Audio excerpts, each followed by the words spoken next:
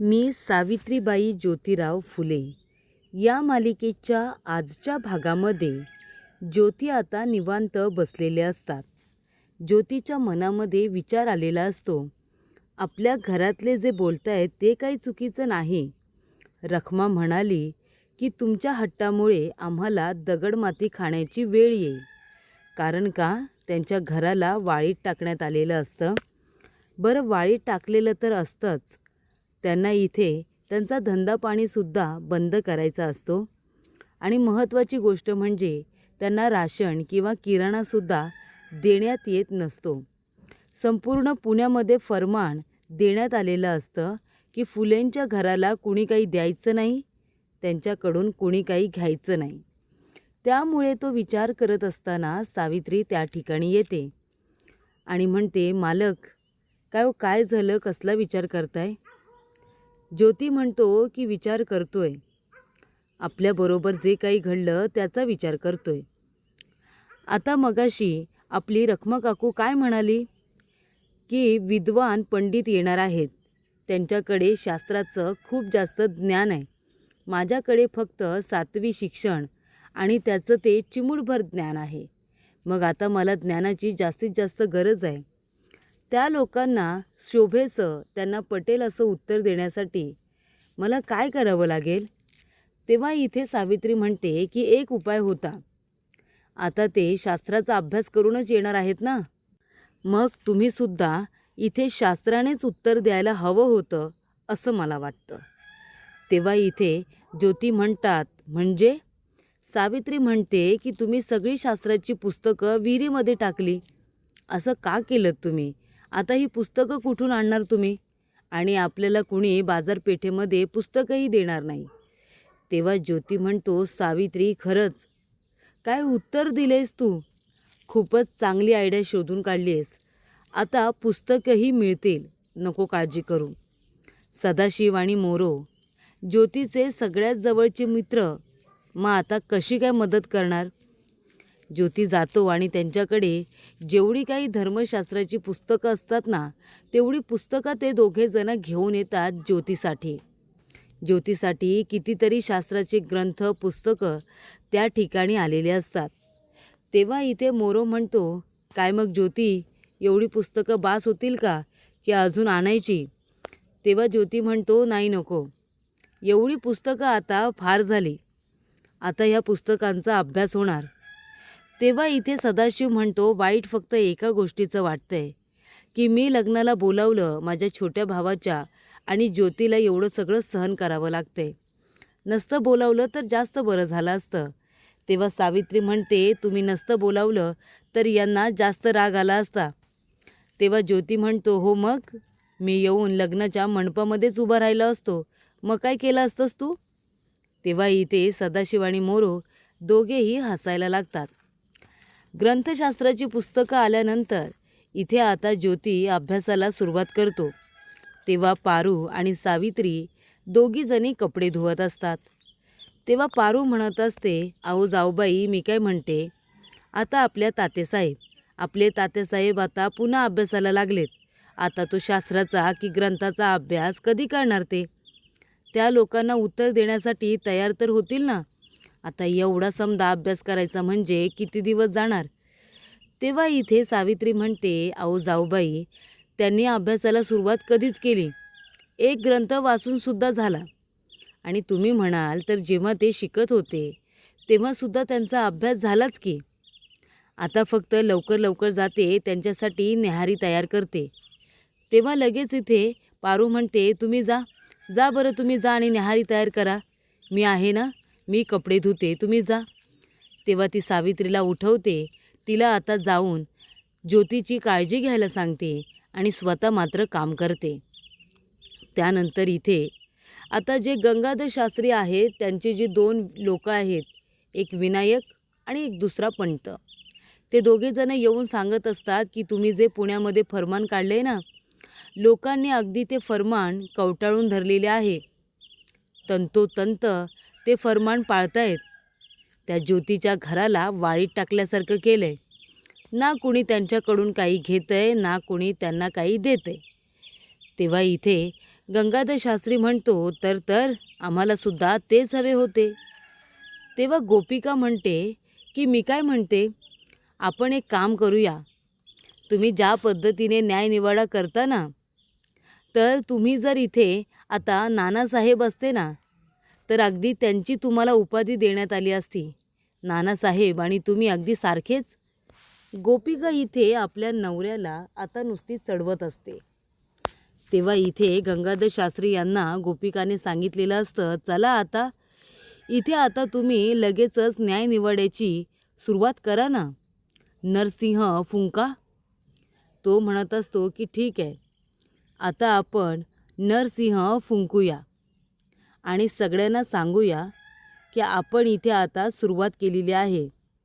म्हणजे आता न्यायनिवाड्यासाठी सगळेजण बसणार, येणार, मोठमोठे पंडित येणार. त्यांच्यासमोर इथे आता ज्योतीची नाचक्की होणार असं ठरवण्यात आलेलं असतं आणि त्याचं फुल प्रूफ प्लॅनिंग तयार असतं. पण नंतरला काय होतं प्रेक्षकांनो, ज्योतीने आता जो काही शास्त्राचा अभ्यास सुरू केलेला असतो ना, त्याच्यामध्ये तो अजिबात खंड पडू देत नाही. तो अभ्यास करतच असतो. सावित्री त्या ठिकाणी येते आणि म्हणते, आव चला, किती अभ्यास करणार आहात, काहीतरी खाऊन घ्या. तेव्हा ज्योती म्हणतो की मला आता काही खायला नकोय, मला आधी अभ्यास करू दे. सावित्री म्हणते, तुमच्यासाठी दूध गरम करून आणले, फळं आणले, ती चिरून देऊ का? तो म्हणतो, एकदा नको सांगितलं ना. तेव्हा आऊ येते आणि म्हणते, अरे ज्योती, अरे बाबा, खायला प्यायला पण पाहिजे ना. सावित्री म्हणते, आऊ आता तुम्हीच बघा, अभ्यास जसा महत्त्वाचा आहे तसं शरीरासाठी, बुद्धीसाठी खाणं पिणंसुद्धा महत्त्वाचं आहे की नाही. तेव्हा इथे आऊ म्हणते, अरे बाबा ज्योती, अरे ऐक तिचं. असं म्हणून ती जाते. ज्योती आता पुन्हा अभ्यासाला सुरुवात करतो. तरीसुद्धा ती फळं आणि ते दुधाचा ग्लास अगदी तसाच तिथे असतो. ज्योती काही ऐकायला तयारच नाही आहे. सावित्री तिथे येते आणि म्हणते, बघा, आता ते दूधसुद्धा थंड झालं, त्यानेसुद्धा साई पकडली आणि फळाला तर हातसुद्धा लावलेला नाही. काय व मालक, तुम्हाला सांगितलं ना, दूध पिऊन घ्या, फळं खाऊन घ्या, तुम्ही काहीच कसं खाल्लेलं नाही आहे. तेव्हा इथे सावित्री आता रडायला लागते. ज्योती म्हणत असतो, सावित्री अगं काय झालं, तू कशाला रडतेस? सावित्री म्हणते, रडू नाही तर काय करू, हे सगळं माझ्यामुळेच झाले ना. मी जर गंगाधर शास्त्रीचा अपमान केला नसता तर एवढं सगळं घडलंच नसतं. माझ्यामुळे तुम्हाला एवढा सगळा अभ्यास करावा लागतोय. तेव्हा इथे ज्योती म्हणतो की सावित्री, तू रडू नकोस, तुझ्यामुळे काहीही झालेलं नाही आहे. तू अगं निमित्त मात्र आहेस. माझ्या मनामध्ये ही आग त्याच दिवशी लागली होती जेव्हा वरातीमध्ये माझ्या पाठीमध्ये लाथ घालण्यात आली होती. माझा अपमान करून मला तिथून बाहेर काढण्यात आलं होतं, तेव्हाच माझ्या मनामध्ये ही आग लागली होती. तेव्हा इथे आता ज्योती म्हणत असतो की त्यामुळे तेव्हापासूनच मी ठरवलं, आता इथे काही ना काहीतरी करायला हवं. आपल्यासोबत ज्या गोष्टी घडतायत, विचार कर, जे लोक अशिक्षित आहेत त्यांच्याबरोबर काय होत असेल. तर इथे चिमणा आलेली असते आणि त्या ठिकाणी गोविंद काका बसलेले असतात. चिमणा म्हणत असते, काय झालं, कसला विचार करताय? गोविंद काका म्हणतात, चिमणा अगं विचार करतोय, न्यायनिवाडा होणार आहे, त्याच्यामध्ये काय होईल? आपल्या ज्योतीच्या बाजूने न्याय होईल ना? चिमणा म्हणत असते, खरं सांगू का, गंगाधर शास्त्रीची माफी मागून समद काही थांबवता आलं असतं तर बरं झालं असतं. कशाला हा न्यायनिवाडा, कशासाठी हे समद? तू कुठं गेली होती चिमणा? चिमणा म्हणते की मीठ आणायला गेले होते, शेजारून थोडंसं मीठ आणलं. आता काय करावं, संध्याकाळी कोणीही मीठ देत नाही, म्हणून लवकरच जाऊन घेऊन आले. घरातलं कितीतरी सामान संपलंय, पण ते सुद्धा आणू शकत नाही, आपल्याला वाळीत टाकले, कोण आपल्याला ते देणार? तेव्हा इथे गोविंद काका म्हणत असतात की काय करावं काही कळत नाही. एका बाजूला आपल्या ज्योत्या जे करतोय ते मला बरोबरच वाटतं. या लोकांनी आत्तापतूर आपल्यावरती किती अन्याय अत्याचार केला आणि कुणीतरी त्याला सडेतोड उत्तर देत आहे, तर आपण त्याला मागे का घेत जायचं? आपल्या घरामध्ये ज्योतीचा जन्म झालाय ना चिमणा, मला असं वाटतं की आपल्या घरामध्ये पांडुरंग जन्माला आलाय की काय. अगं त्याला नख लावलं ना तरीसुद्धा तो फणा काढतो, कारण त्याला ही गुलामगिरी सहन होत नाही म्हणून. कधी कधी तर मला वाटतं माझ्या ज्योतीला बोलावं, ज्योती तू लढ, आम्ही आहोत तुझ्या पाठीशी खंबीरपणे उभे, असं बोलावं असं वाटतं ग मला. या सगळ्यातून बाहेर पडावं असं मलाही मनापासून वाटतं, असं आता गोविंद काका चिमणाला सांगत असतात. त्यांना आपल्या ज्योतीचा खूप जास्त अभिमान हा वाटत असतो. जेवण्यासाठी हात धुवायला आलेले ज्योती पुन्हा आता घरामध्ये जातात. तेव्हा सावित्री म्हणते, हात धुवून आलात, चला आता जेवायला. तेव्हा ज्योती म्हणतो, नाही जेवायला नको, आता जेवायचं नाही तर अभ्यास करायचा. जाऊन आता पुन्हा अभ्यासाला सुरुवात करतो. ज्योतीची इथे तहान भूक सगळी काही हरवलेली असते. तेव्हा इथे सावित्री येते, बघते तर काय, दूध गरम करून आणलेलं ते पुन्हा थंड झालेलं असतं. फळंसुद्धा तशीच असतात. तेव्हा सावित्री म्हणत असते, हे काय मालक, अहो तुमच्यासाठी फळं आणि दूध केव्हाचे आणून ठेवलेत, तुम्ही अजून हातसुद्धा लावलेला नाही आहे. अहो खाऊन घ्या ना, खाल्लं नाही तर तुम्हाला ताकद कशी येणार, अभ्यासाकडे लक्ष कसं लागणार. अहो जेवढा तुम्हाला अभ्यास महत्त्वाचा वाटतोय तेवढं खाणं पिणंसुद्धा महत्त्वाचं आहेच की. तेव्हा ज्योती म्हणतो, सावित्री अगं गप्प बस ना, कशाला सारखी सारखी मध्ये येऊन खायला सांगतेस, आणि एके दिवशी नाही खाल्लं तर काय आभाळ कोसळणार आहे का. हे बघ सध्या आता खाण्याची नाही तर अभ्यासाची गरज आहे आपल्याला. मला अभ्यास करू दे, मला तू थांबू नकोस, खायलासुद्धा वेळ नाही आहे माझ्याकडे, कळलं तुला. तेव्हा इथे सावित्री आता म्हणते, अबं काय चुकीचं बोलले मी, तुमच्या काळजीपोटीच बोलले ना, तुम्ही खाल्लं पाहिजे म्हणून, पण तुम्हाला इथे माझी काळजी दिसतच नाही आहे. तेव्हा इथे सावित्री रडायला लागते. तेव्हा ज्योतीला वाईटसुद्धा वाटतं. आऊ म्हणते, ए बाबा ज्योती, अरे कशाला बोलतोस तिला, तू काही खाल्लेलं नाही आहेस तर त्या पोरीने तरी काही खाल्लं आहे काय, ती सुद्धा सकाळपासून उपाशी आहे, तिने पण काही खाल्लेलं नाही आहे, तिच्या पोटातसुद्धा अन्नाचा कण नाही रे, म्हणून तुला काळजीपोटी बोलायला आली, तरीसुद्धा तू तिलाच बोलतोस. काही खाता न पिता घरातली समधी कामंसुद्धा उरकतीये पारूच्या बरोबरीने. तेव्हा इथे ज्योतीला वाईट वाटतं. ज्योती म्हणतो, चल सावित्री चल, आपण जेवून घेऊया. तेव्हा ज्योती आणि सावित्री दोघेजणं जेवायला येतात. तेव्हा ज्योती स्वतः आधी घास नाही खात, आधी सावित्रीला घास भरवायला घेतात. सावित्री म्हणते, मालक आहो नको, आधी तुम्ही खा, तुम्ही खा. तेव्हा इथे ज्योती म्हणतात, का आधी मी का खायचं, तुला पाप लागल, मी आधी जेवलो तर तुला पाप लागेल की मला पाप लागेल, नाही ना, झालं गेलं याचा विचार करायचा नाही, नाहीतर यापुढे तुझ्या आधी मी कधीच जेवणार नाही. तेव्हा सावित्री ज्योतीच्या हातून घास खाते.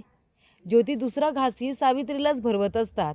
सावित्री म्हणते, नाही मालक बस, तुम्ही जेवा पोटभर, मी नंतरला जेवते, खरंच जेवते.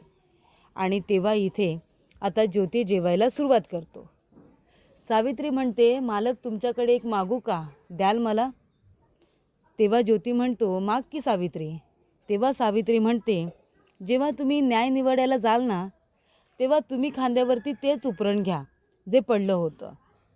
तेव्हा ज्योती म्हणतो, ठीक आहे घेईन मी, पण का. ती म्हणते, नाही ते महागातलं आहे ना आणि चांगलं आहे, तुम्हाला छान दिसतं म्हणून तेच घेऊन जा. तेव्हा इथे आता ज्योती म्हणत असतो, सावित्री मला माहिती आहे तुझ्या मनात काय चाललंय ते उपरण घेतल्यानंतरच गंगाधर शास्त्रींनी माझा अपमान केला होता आणि तेव्हा ते तुला म्हणाले होते की ए मुली, ए शूद्र मुली, अगं इथे तुमची लंगोट नेसायची सुद्धा लायकी नाही आहे आणि आता खांद्यावरती शूद्र लोक उपरण वगैरे घेऊन फिरतात, बरोबर ना.